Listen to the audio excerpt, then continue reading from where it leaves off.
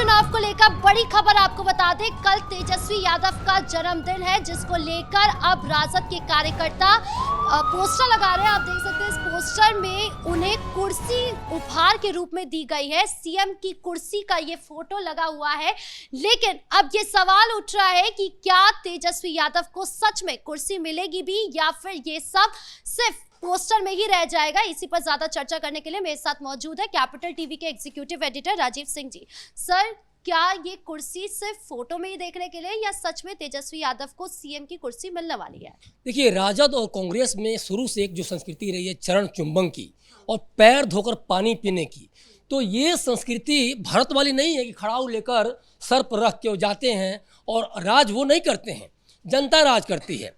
ये देखिए, एक चीज़ ध्यान देने वाली बात है कि 10 तारीख को इनके ऊपर फैसला आने वाला है और 9 तारीख को इनका जन्मदिन है। यही बात मैं बताना चाह रहा हूँ कि आखिर राजद के कार्यकर्ता या राजद के लोग नेता आखिर तेजस्वी यादव का चरण चुंबन करके क्या साबित करना चाहते हैं। बिहार को लेकर कुछ बोलते, बिहार की जनता की बात करते तो बात समझ में आती। देखिए, इस मामले में भाजपा का भी चर्चा करना यहाँ जरूरी है। जब पीएम मोदी चुनाव जीतते हैं, 2 बार वो पीएम बनते हैं, बहुमत से चुनाव जीतते हैं, लेकिन आप इनके ऊपर भाजपा के ऊपर आरोप इसलिए नहीं लगा सकते। तीसरी बार जब वो पीएम बनते हैं तो भाजपा वालों ने इनको पीएम नहीं बनाया, बल्कि नीतीश कुमार पीएम बनाते हैं, चंद्रबाबू नायडू पीएम बनाते हैं। मतलब इसमें ये नहीं है कि हम पीएम बन गए, भाजपा के हैं तो हम बार बार हम ही पीएम बनेंगे। दूसरे पार्टी के नेताओं का भी पीएम में मोदी में विश्वास था। उसके अलावा अमित शाह की बात करते हैं तो पहले राजनाथ सिंह गृह मंत्री बनते हैं, उसके बाद अमित शाह को बारी दी जाती है। तो ये चीज़ें होती हैं कि जनता का शासन इसको कहते हैं कि एक ही चेहरा को रिपीट नहीं करेंगे। लेकिन क्या तेजस्वी यादव के पार्टी में ऐसा संभव है? लालू जब तक रहे, जब तक जेल नहीं गए, सीएम रहे, राबड़ी को बना के गए, फिर राबड़ी जब तक जीतती रहीं तो राबड़ी सीएम रहीं, और उसके बाद अब तेजस्वी यादव की लगातार हो रहा है कि बेटा ही बनेगा, पत्नी ही बनेगी या पिता ही बनेंगे। तो ये जो चरण चुंबन की जो पद्धति है, यही इनको इस बार फिर से मुंह खानी पड़ेगी। पहले चुनाव में ये देख रहे हैं कि बुरी हार रहे हैं, तो अब सोच रहे हैं कि कम से कम कुर्सी पर ही अपने आप को किस तरह से पोस्टर में ही बिराजी दिखा दें, किस तरह से जीता हुआ दिखा दें। लेकिन तय मानिए, सम्राट चौधरी ने इस कुर्सी को खींच दिया है और तेजस्वी यादव मंच पर ही धड़ाम से गिर पड़े हैं। ये मैं बात क्यों कह रहा हूँ? देखिए, अभी जो चुनाव अभी प्रथम चरण के हुए हैं, उसमें से लगभग 40 पे दावा कर रही है बीजेपी, 48 सीटों पे इसने चुनाव इसमें फेज में लड़ा है, और 57 सीटों पे देखा जाए तो जदयू लड़ी है और उसमें 42 सीटों पे ये दावा कर रही है। कुल मिलाकर 82 सीटें हो रही हैं और 85 सीटों से ऊपर लगभग दावा किया जा रहा है कि ये इस बार ये निकाल ले जाएगी इस प्रथम चरण में सिर्फ। उसके अलावा जब बात करते हैं, सम्राट चौधरी जब कहते हैं कि 100 सीटें जीतेंगे, तो ये यूं ही नहीं कह रहे हैं, और इसी से डर कहीं ना कहीं ये पूरा व्याप्त हो गया है। लोग सीएम की कुर्सी दिखा रहे हैं, लोग ये कह रहे हैं कि बम्पर वोटिंग हुई है तो कहीं ना कहीं हमें ज़्यादा इसको बेनिफिट मिलेगा और तेजस्वी की सरकार बनेगी। लेकिन सच्चाई ये नहीं है, तेजस्वी की सरकार बनती कहीं नहीं दिख रही है। और लेकिन अभी लोग चूँकि डरे हुए हैं, मैसेज क्या दें, प्रोपेगेंडा क्या फैलाएं, नैरेटिव क्या सेट करें, ताकि जनता ये सोचे कि तेजस्वी जी ही सीएम बनने जा रहे हैं, महागठबंधन की सरकार बनने जा रही है, तो हमें अधिक से अधिक घरों से निकलकर उन्हीं को वोट न करना चाहिए। और घर से कौन निकल रहा है? महिलाएं निकल रही हैं। घर से कौन निकल रहा है? यूथ निकल रहा है। घर से कौन निकल रही हैं? जीविका दीदियाँ निकल रही हैं। घर से आशा कार्यकर्ता निकल रही हैं।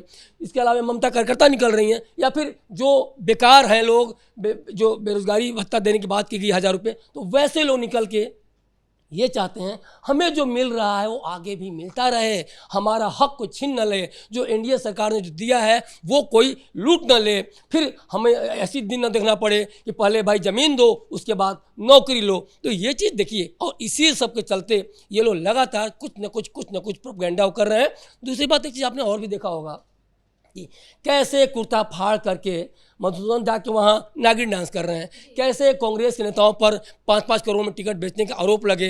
तो ये सारी चीज़ें अब क्या हो रहा है कि अब तो उन लोगों को टिकट मिला नहीं, तो अब हो रहा है कि भाई कम से कम जीत जाएंगे हमारे विधायक, तो कम से कम छोटे मोटे जो काम होंगे, चाहे म्यूनसिपैलिटी में काम हो या चाहे विधायक के थ्रू कुछ काम निकलवा लें, तो वो कुछ छोटे मोटे ठेकेदारी हों या जो भी भ्रष्टाचार के माध्यम से हम करवा सकें वो करें। तो अब ये चरण बंदना स्टार्ट हो गया है। सर, आप कह रहे हैं कि तेजस्वी यादव जो भी कर रहे हैं इसका कोई फायदा नहीं होने वाला, लेकिन तेजस्वी यादव ये नहीं कह रहे। तेजस्वी यादव कह रहे हैं कि बम्पर वोटिंग इसीलिए हुई है ताकि अब नीतीश सरकार जाएगी, एनडीए जाएगा और जंगल आरजेडी वापस आएगी? देखिए, एक बात समझने की ज़रूरत है कि तेजस्वी जब चुनाव के बाद, प्रथम चरण का जब चुनाव हुआ, तो शाम में जब वीडियो जारी करते हैं तो उनका आपने चेहरा देखा होगा, कैसे लटके हुए चेहरे लेकर अनमने मन से बोले जा रहे थे। तो देखिए, एक जीत का कॉन्फिडेंस होता है, जो लहर जनता के थ्रू सुनने को देखने को मिलती है, वो पता चल जाता है और छुपता नहीं है।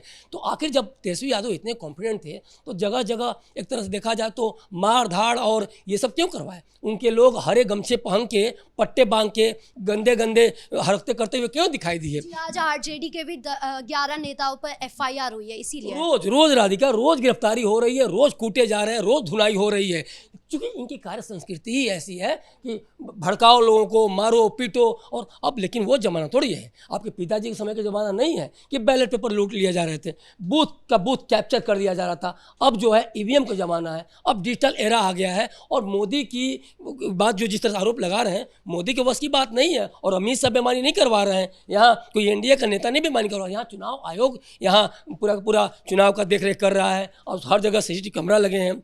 जो बुर्का वगैरह पे इन लोगों ने कई सारा मामला उठाने की कोशिश की, वो भी देखिए कि वो सेविकाएं हैं वहाँ, वो सब कुछ वो कर रही हैं। लेकिन लगातार जिस तरह से दरोगा को गाली दे देना, जिस तरह से इनका भाई वीरेंद्र का नाम जो विधायक उसमें आ रहा है, तो लगातार उसमें बलवा फैलाना, तो ये जो कार्य संस्कृति इनकी है, और ये डराने के लिए कि डर जाओ और हमें वोट दो। और देखिए, दलित की जो पिटाई हुई है गोपालगंज में, क्यों हुआ है भाई? आप बीजेपी को वोट दे रहा है, दलित आपका वोटर है, क्या किया आपने दलितों को? कौन सा सामाजिक न्याय पे लालू ने उनको बहुत ज़्यादा उनके लिए बड़ा अच्छा कर दिया? आखिर जो भी किया नीतीश कुमार ने किया, चाहे दलितों के न्याय के लिए उन्होंने किया, या फिर दलितों को सम्मान दिलाया, या फिर नौकरियां दी, या फिर जो भी किया, इन्होंने तो सिर्फ उनके अधिकार, जो वोटाधिकार था, मताधिकार था, उसको कहीं ना कहीं यूज किया है, लेकिन अधिकार नहीं दिए हैं। तो ये सब कुछ देखा जाए तो डराने के लिए सिर्फ है कि किसी भी तरीके से आप जनता समझ जाए, डर जाए कि भाई वोटिंग हमारे उसमें हुई है, तो सेकेंड फेज में अधिक से अधिक लोग गुमराह होकर हमें वोट करें। ओवरऑल यही पूरा मामला है। जी, इस मुद्दे पर ज्यादा जानकारियों के लिए आपका बहुत बहुत धन्यवाद। तो कुल मिलाकर जिस तरीके से पोस्टर लगाया गया है, इस पोस्टर में तो जरूर बताया गया है कि तेजस्वी यादव ही मुख्यमंत्री बनने वाले हैं, लेकिन ये 14 नवंबर को ही साफ होगा कि जनता तेजस्वी यादव को मुख्यमंत्री की कुर्सी पर बिठाएगी या नहीं। आपको क्या लगता है, कमेंट बॉक्स में जरूर बताएं। ब्रेकिंग न्यूज में इतना ही। कैमरा पर्सन कुणाल के साथ मैं राधिका राज।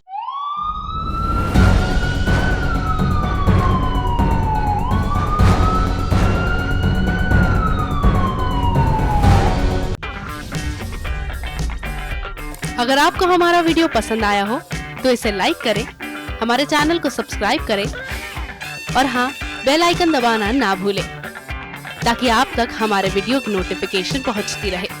आप अपना सुझाव हमें कमेंट बॉक्स में दे सकते हैं। हमारे साथ जुड़ने के लिए शुक्रिया।